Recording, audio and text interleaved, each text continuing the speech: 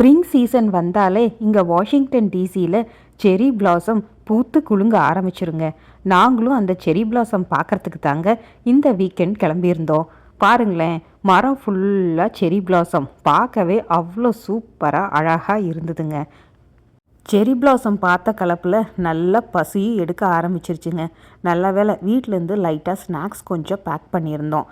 அதனால் அங்கே போய் அந்த மசாலா டீயும் சுண்டலும் சாப்பிட்டு அதுக்கப்புறம் அங்கே கைட் ஃபெஸ்டிவலும் இருந்ததுங்க. எல்லாரும் சின்ன குழந்தைங்கள்லேருந்து பெரியவங்க வர எல்லாருமே அழகழகாக கைட்ஸை பறக்க விட்டுட்டு இருந்தாங்க. பார்க்கவே அவ்வளோ சூப்பராக இருந்தது. அந்த வெதருக்கும் ஒரு பக்கம் செரி பிளாசம் பூத்து குலுங்குனத்துக்கும் இந்த பட்டத்துக்கும் பார்க்குறதுக்கு அவ்வளோ சூப்பராக இருந்தது. அந்த நாள் போனதே தெரியலை. நாங்கள் வேறு ட்ரெயினில் தான் போயிருந்தோங்களா. கிளம்புறப்ப அவ்வளோ கூட்டம் எல்லாத்துக்கும் செம பசி. அதனால் இங்கே புதுசாக ஓப்பன் பண்ண ஒரு தட்டு இட்லி கடைன்னு ஃப்ரெண்ட்ஸு சொல்லியிருந்தாங்க. அங்கே ஒரு நெய் இட்லி ஆர்டர் பண்ணி கூடவே ஒரு ஸ்வீட் பன்னும்.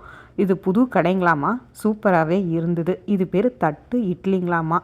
கொஞ்சம் வித்தியாசமாகவும் இருந்தது, சூப்பராகவும் இருந்ததுங்க. ஓகேங்க, அடுத்த ஷார்ட்ஸில் பார்ப்போம்.